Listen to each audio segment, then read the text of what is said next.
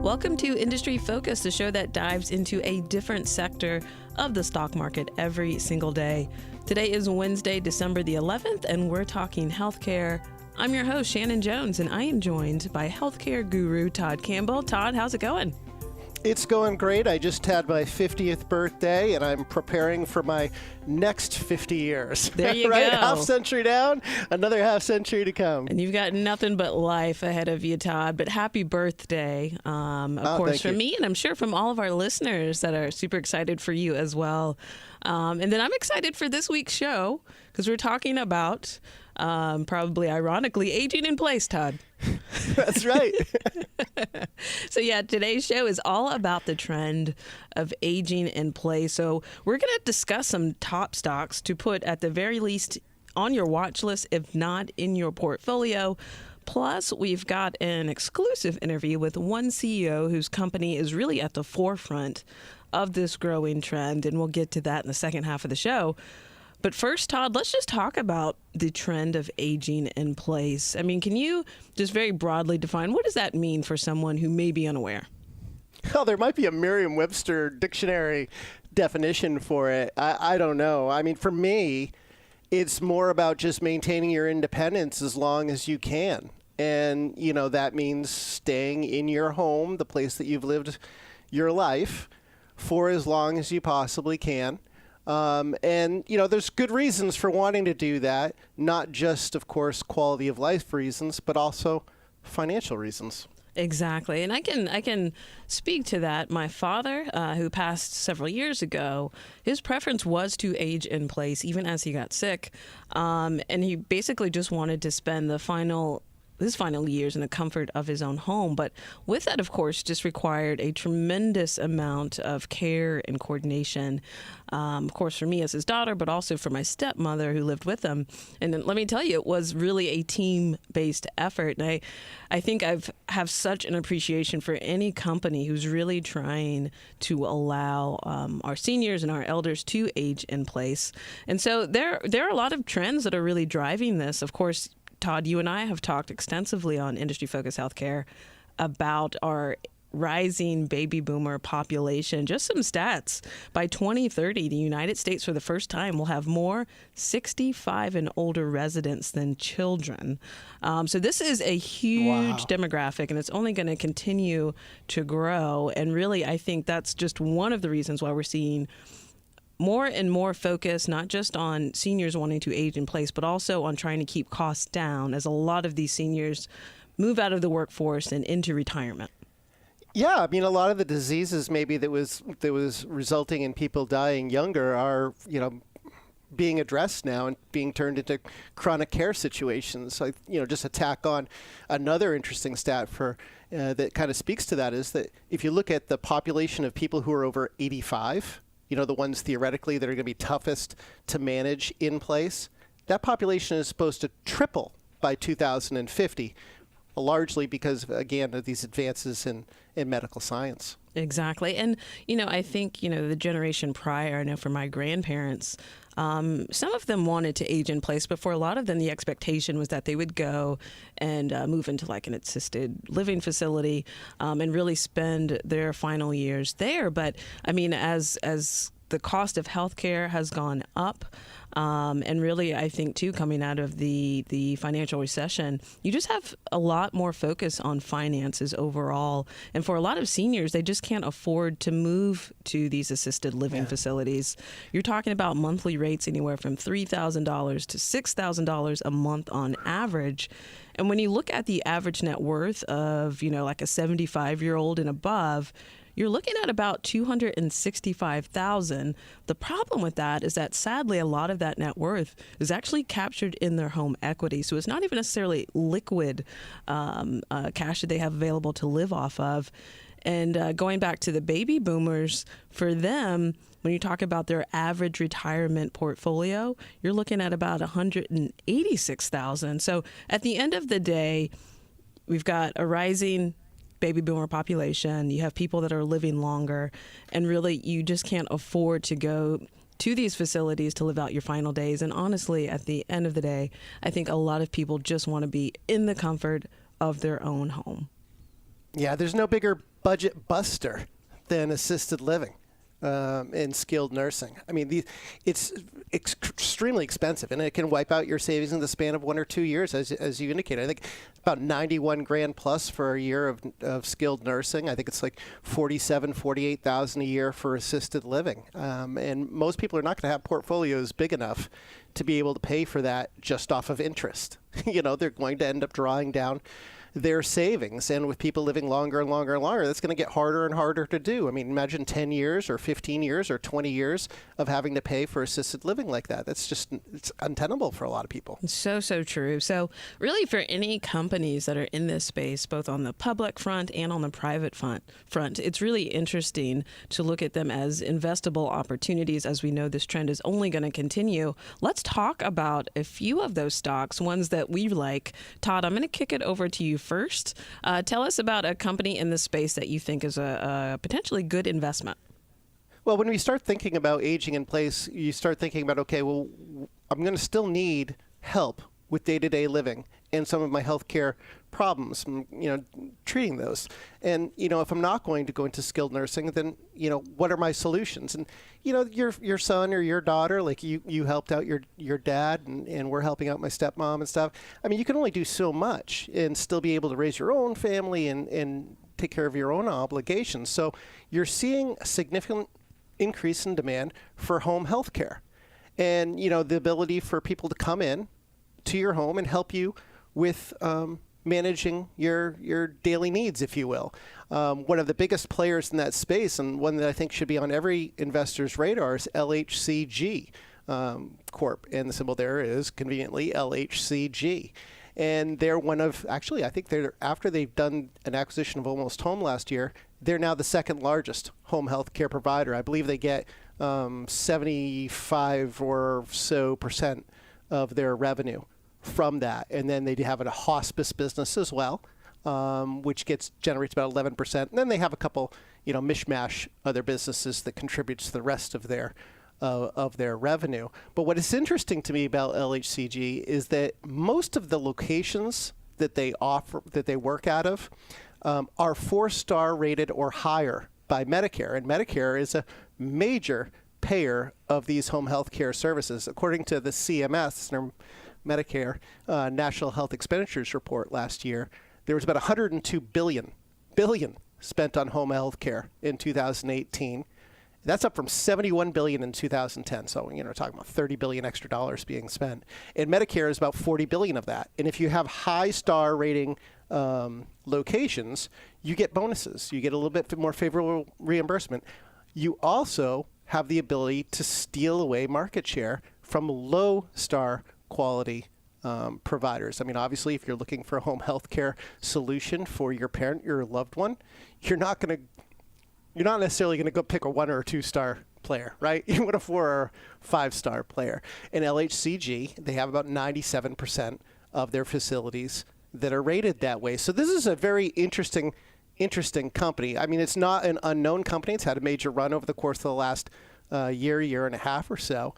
But I think that the demographic tailwinds that we outlined at the top of the show kind of, really point to the, potential for this to be a long-term story. I think that as they consolidate and buy up more of smaller and smaller competitors, I think consolidate market share, I think you can get consistent mid-single-digit revenue growth. And despite, some of the compression on pricing and stuff like that, as they get bigger and bigger, there are advantages to scale. I think you're going to get, maybe low double-digit earnings growth over time. So this is one stock that I think that anyone who's kind of investing in the aging in place trend needs to be thinking about. Yeah, that's a great one. That's LHC Group. Another one, and I really don't think we can talk about aging in place without talking about telemedicine. And so, of course, Teladoc, and that's ticker symbol TDOC, is really at the forefront of the telemedicine movement. It's literally the global leader right now in virtual care. So basically, they connect doctors with patients through video chats and phone calls over this subscription-based platform. And this is a company that, has been partnering with some of the largest health insurers across the globe, really. United Health is one, which is the largest insurer by revenue. Looking at their most recent quarter, they actually saw revenue up 24% to $138 million. But really, when you start looking at their stats, it's pretty impressive. Total patient visits have increased by an impressive 45% year over year, reaching 928,000. And the number of paid members in the U.S. grew by 55% year over year. They've got a revenue guidance raise. Also, they raised visit guidance for 2019, and they're targeting about a 20 to 30% annualized growth rate for the next 3 to 5 years at least. Of course, like a lot of tech-based companies right now that we're seeing, they're not profitable yet, but I will say Teladoc is on track to be at least cash flow positive for the full year. They've already been doing it, I think, for the trailing 12 months. And right now, if you look at Teladoc, they've got a market cap right at around $5.5 billion, but they've got a massive market opportunity. We're talking about a global telehealth market being valued between $49.8 billion as of last year, and that's expected to reach $266 billion by 2026. So I really don't think you can go wrong with a company like Teladoc that has such a massive opportunity. It's a leader in its space, and hey, they've got a client base that boasts 40% of the Fortune 500, plus thousands of smaller organizations, and they're continuing to grow. I think if you're thinking about telemedicine, how to make healthcare accessible to virtually anyone, Teladoc is definitely one that should be on your list.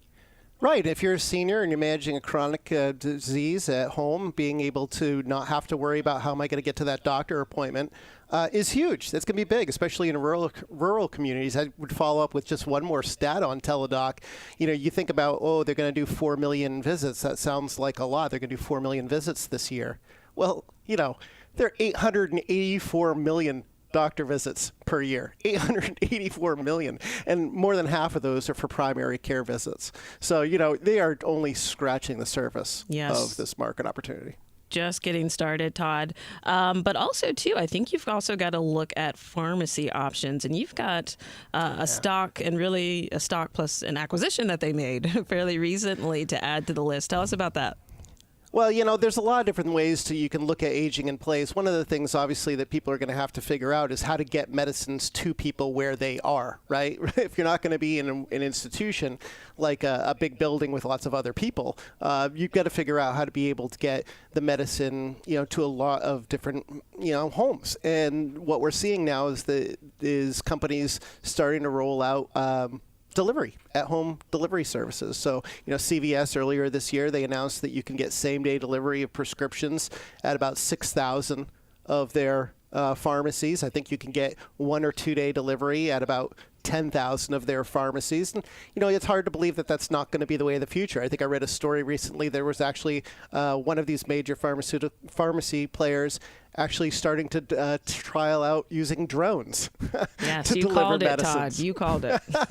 I know. We talked about this on the show not that long ago, and sure enough, I see an article the next week where that could happen. I mean, it is, so I think that, being able to meet people where they are is going to be a big trend, and that isn't lost on Amazon, right? The Goliath retailer. Amazon actually made a big acquisition, $750 million. Nothing for them, but still a good-sized acquisition. A company called PillPack back in 2018. And what PillPack does is it basically aggregates together all of your different prescriptions, gets them all on the same delivery cycle, puts them in nice little packages for you so you know exactly what to take and when to take it, and delivers that whole thing right to your house.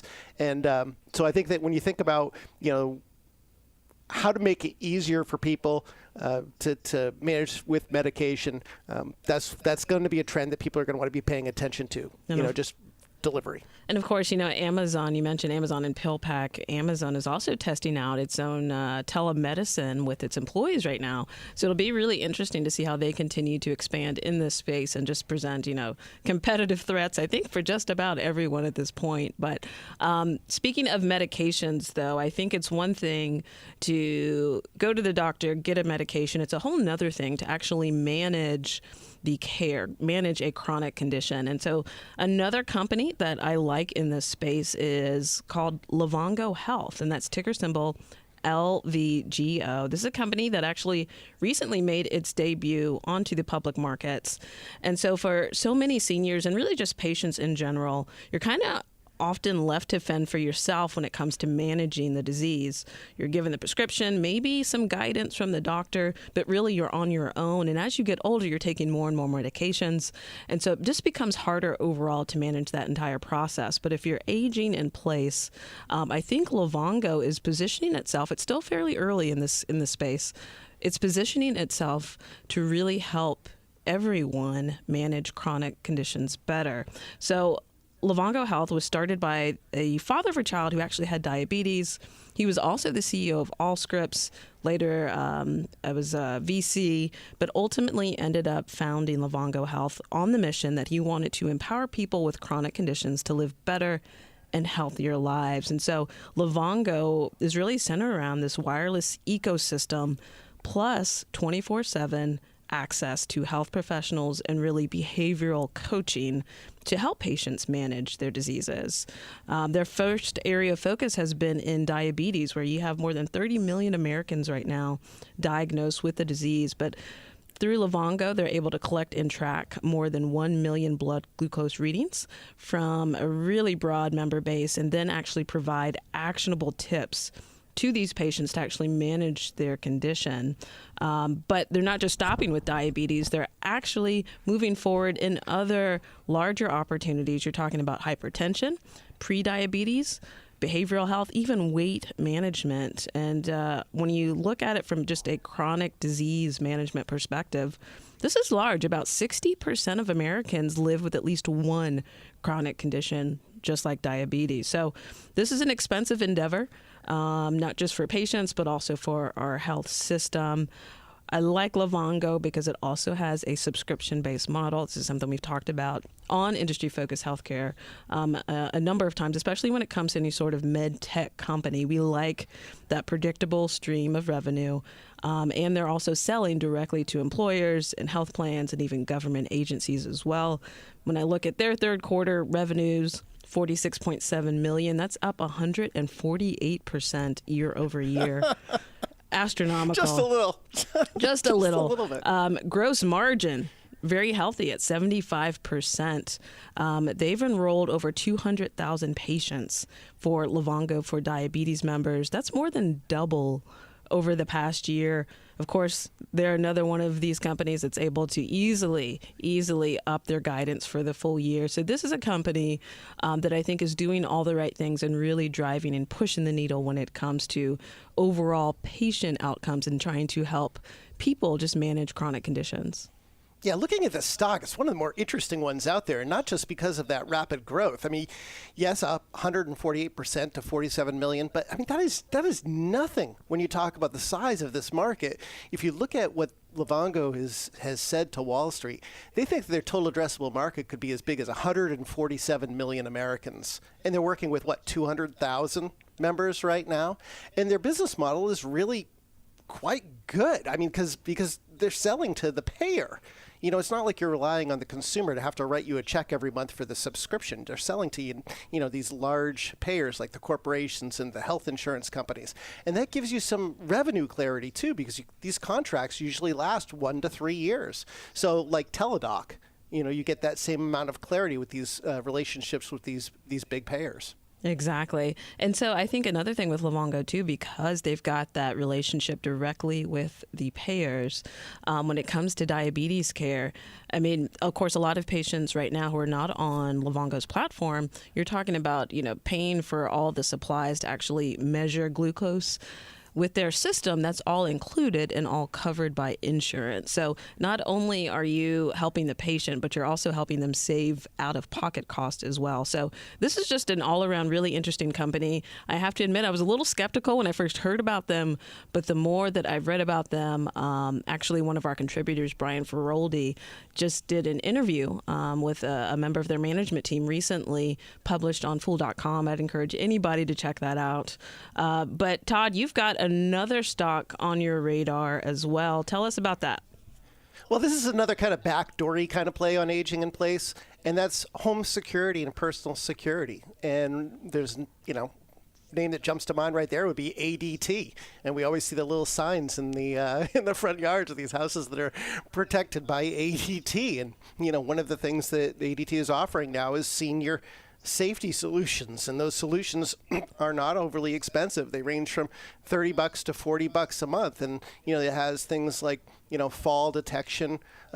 You've got your pendant for medical alert. You could monitor home temperature. So if you are concerned about a loved one and you've got someone who's older, you want to make sure that they're going to be safe. And if you're not going to be in the house with them, it's important to make sure that that if they trip or fall in their house, that they're not going to be laying there for multiple hours before they can get help. And I think ADT, again, very small part of their business, but with the runway ahead with demographics, I think it could become a much bigger business. ADT is already growing. Revenue was up 13% year over year, 5% organic growth, to $1.3 billion.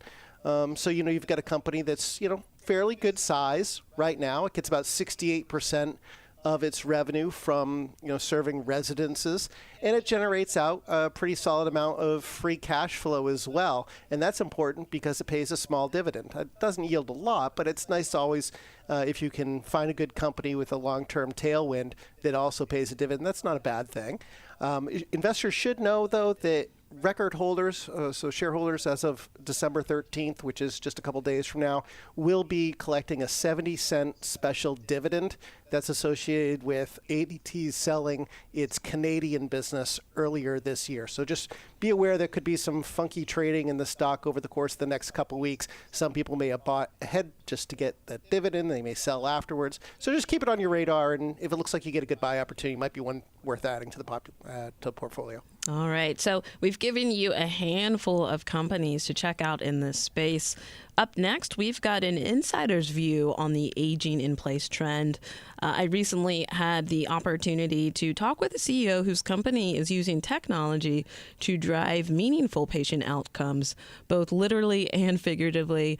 But first, I do just want to take a moment as we head into the final month of the year to say to all of our listeners out there, thank you. We absolutely love our podcast listeners here at Industry Focus and across all of our shows here at The Motley Fool. You all send postcards, you write in with show ideas, you rate and review our podcasts, which really helps us reach more and more people. And of course, we also love the reviews, but I will say, there are times where we get a little bit confused. Take this review from M.E. Gary, and I apologize if I am messing up your name, but you gave us a great review, great podcast, fun, upbeat, and educational. I really look forward to the podcast. Lots of financial topics covered, and a lively, entertaining, and frequently humorous take. I just want to say that's an awesome review, M.E. Gary, and I get it, and I appreciate you taking the time to review our show, but you gave us 1 star. If you have a few seconds, drop us a rating and a review. I promise it only takes a few seconds, and it's a huge help to us. Don't be like Emmy Garrett. You love us? Give us 5 stars. But now, let's cut over to our interview. And we're back for the second half of today's show. I thought it'd be great to dive a little deeper to really understand the trend of aging in place. So I wanted to feature a privately held company that is helping many do just that. And that's a company called Roundtrip. It's a privately held company, also an investment with the Motley Fool sister company, Motley Fool Ventures. And I've got the CEO joining us today, and that is Mark Swytage on the line. Mark, how's it going?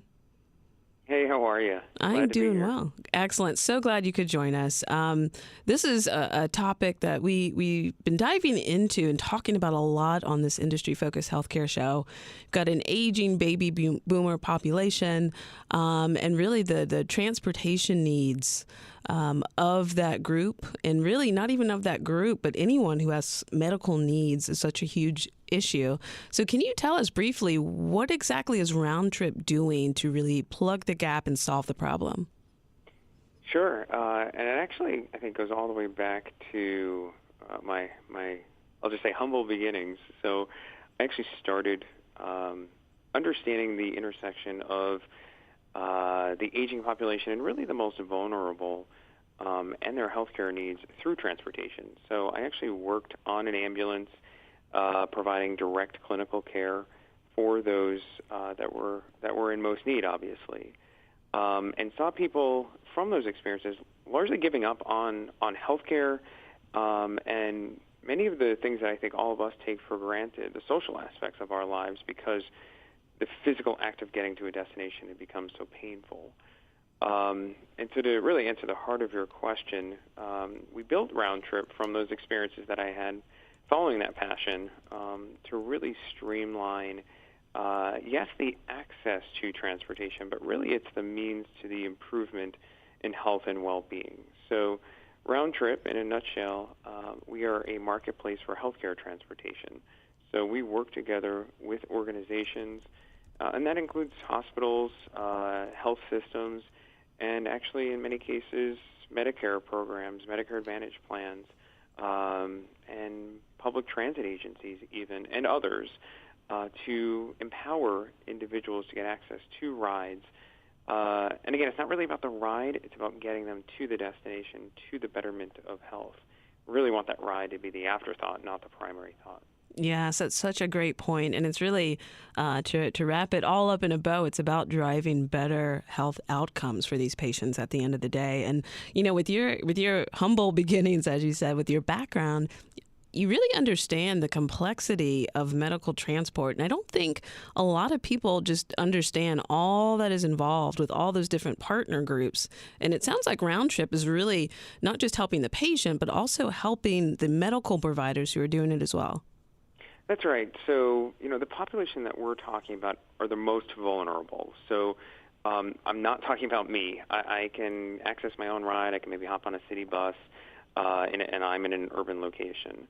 So we think a lot about people that are in rural America, and the aging population, as we know it, is largely outside of the most urbanized areas. It's those individuals that maybe don't have access to public transit that are most at risk, frankly. And so what we want to do is create, and what we are doing and executing on, is this idea of empowering those individuals to gain access to those rides so that they can contribute to society, so that they can maintain an active lifestyle. Kind of neat, as we build and continue to build our company, we learn more and more information every day. So one of the things that we've unearthed is that 90% of American seniors, kind of a crazy stat, 90% of American seniors would like to age in the comfort of their home. That actually sounds like a stat I think all of us could probably agree to, right? We would all want to stay in our communities. And from that, when are there times when that doesn't happen? And that's really when you look further into what's called social determinants of health, right? And so that is somebody that has a barrier that is not allowing them to remain active in the community. Transportation is one of them. We could probably figure the other ones out, right? Food, housing, access to education, those are all social determinants of health. Transportation is one of the leading ones. So if somebody doesn't have access to a ride, follow the value chain, right? Somebody doesn't have access to a ride. There's social isolation questions that come up. There's behavioral health considerations. People are going to get sicker. And if they get sicker, they're going to wind up in the hospital, which is not the right place for them. So how do we walk back from that and say, can we introduce a ride as a benefit to those individuals so that they maintain a healthy and active lifestyle? That's exactly what we do. So to give you a couple of really cool use cases, so we'll work together with, let's say, a healthcare provider organization that is providing what they call population health. So we do this in southern New Jersey, for example, where a health system has identified those individuals of the profile that I just described most at risk, and they're not all in the urban locations. They are spread out throughout southern New Jersey, which does include some fairly rural spots. And we have created the ability for them to get access to rides so that they can go to those outpatient medical appointments, that they are not worried, if you will, about how to get there. They're thinking more concentrated on the treatment and ultimately the improvement in outcomes. And it's even extended further from there. So we're now working with public transit agencies, as I mentioned. In Central Virginia, for example, we work with an organization called GRTC. They are the public transit agency for Central Virginia. And through our innovative marketplace, our model, we're empowering those individuals to access rides on demand. And they are able to go to the grocery store. They're able to go to the movies. They're able to go and get food. All of these things keep them active and healthy in the community. What's so interesting is that our growth rate maintains a very strong, healthy curve through these programs. So it's telling me that we're introducing a benefit, and there's downstream effects. Those people are contributing to society, and we believe elongating their lives overall. And also just driving down the cost that's associated with, long-term hospital stays, having to be in a senior nursing facility. So, I mean, this aging in place concept, it sounds like Round Trip is really central to a lot of this. But I want to make sure for our listeners, like, how simple and easy is it for a patient to book a ride? Can you walk us through that booking kind of workflow, both on the user perspective and on the back end, like what you're actually doing with Round Trip? Yeah, it's pretty cool stuff. So I'm sure one of the first questions that comes to mind is, hey, wait a second, I have a parent that is aging gracefully, but oh my gosh, that person has no idea how to use a smartphone. So how the heck is this ever going to work for them? And then we have folks that are at other ends of the spectrum, people that are actually a little bit more tech savvy. They do have that smartphone in hand. I know my parents a little bit older. They're listening. I'm sure I'm going to get a talking to afterwards, but they're pretty active on the cell phone, so they know how to use a smartphone.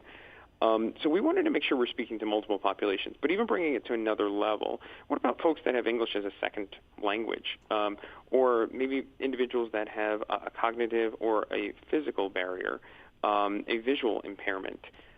We wanted to make sure that we created a model that was able to speak for all.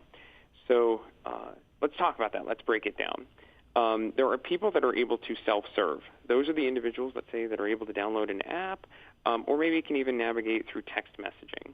We've built out that technology that speaks to them. So those individuals that are highly engaged on their own can do that. But what about the daughter and the son? Oftentimes somebody's negotiating that experience on behalf of that individual, or maybe it's a caretaker or a social worker on behalf of that rider.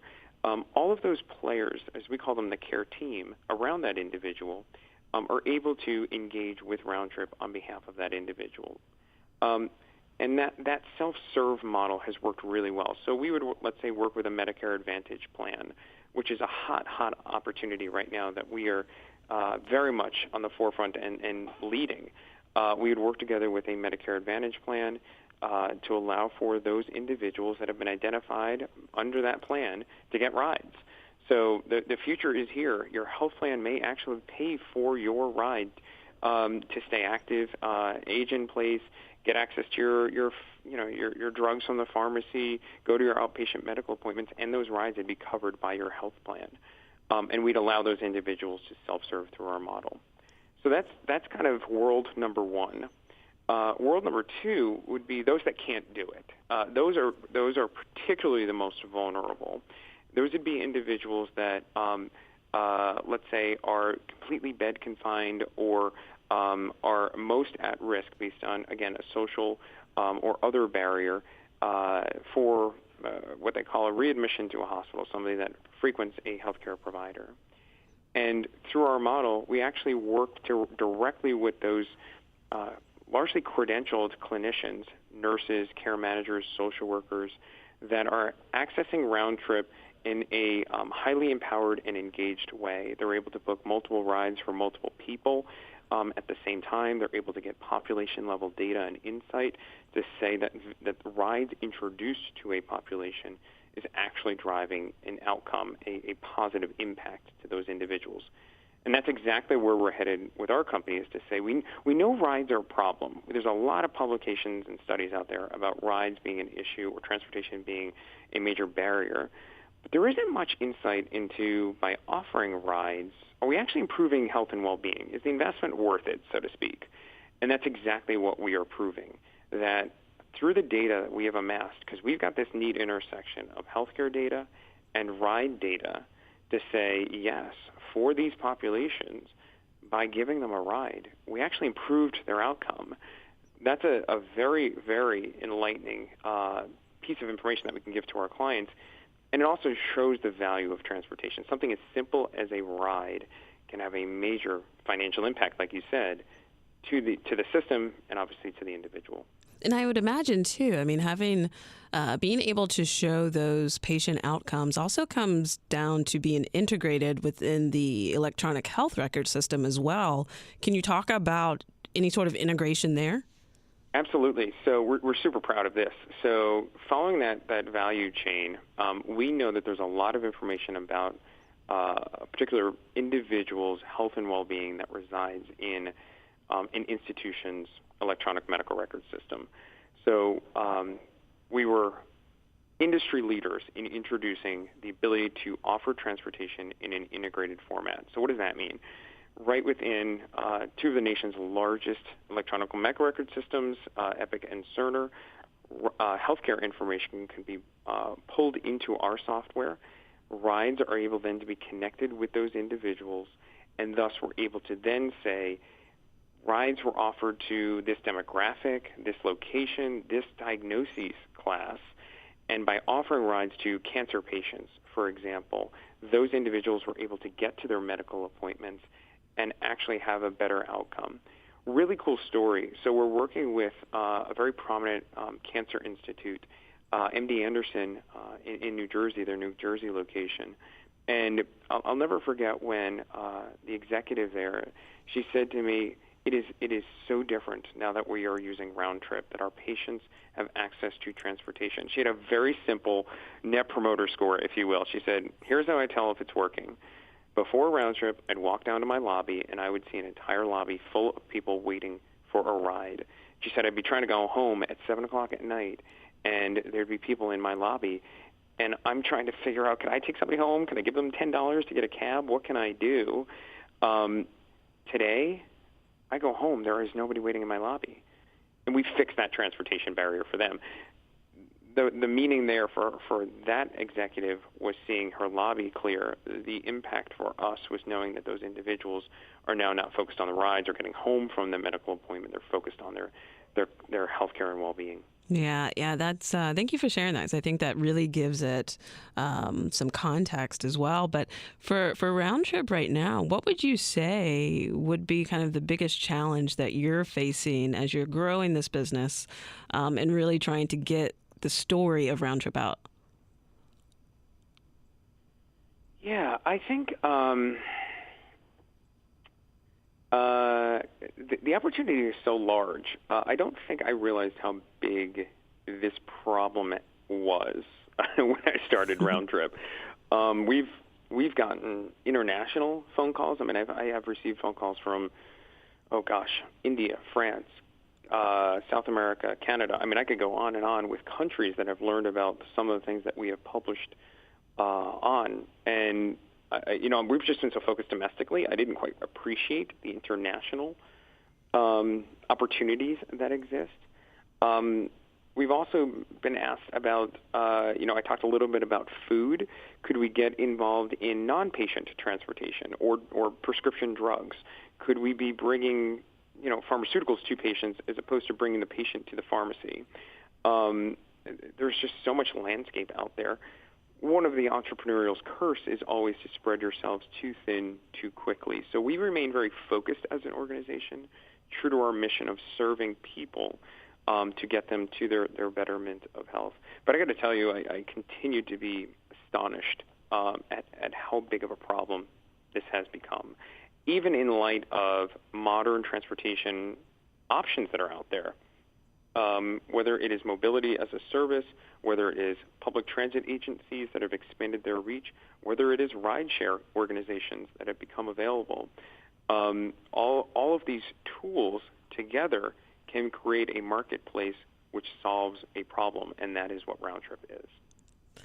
And so just to close us out, 5 years from now, where is Round Trip in terms of geographical footprint, and what does Round Trip look like? What else are you doing? I think you kind of hinted at that, but I'm curious to dig a little deeper. 5 years from now, what does that look like?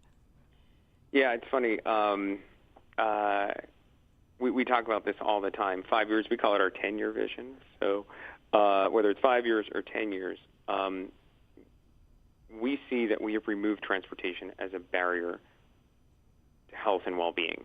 that we are not talking about rides as the barrier and the problem. We're talking about how we now have engaged individuals and empowering them to be active in their communities. We're talking about the opportunities, not the barriers. I love that. I love that. Mark, thank you so much for taking time out of your very busy day to explain Round Trip and really the opportunity. Truly fascinating. And of course, us here at The Motley Fool, we're long-term investors, and I love the long-term outlook. So thanks so much for stopping by. Thanks. Thank you. All right, that's it for this week's Industry Focus Healthcare Show. We want to thank you so much for tuning in. As always, people on the program may have interest in the stocks they talk about, and the Motley Fool may have formal recommendations for or against, so don't buy or sell stocks based solely on what you hear. This show is being mixed by Dan Boyd, and for Todd Campbell, I'm Shannon Jones. Thanks for listening, and Fool on.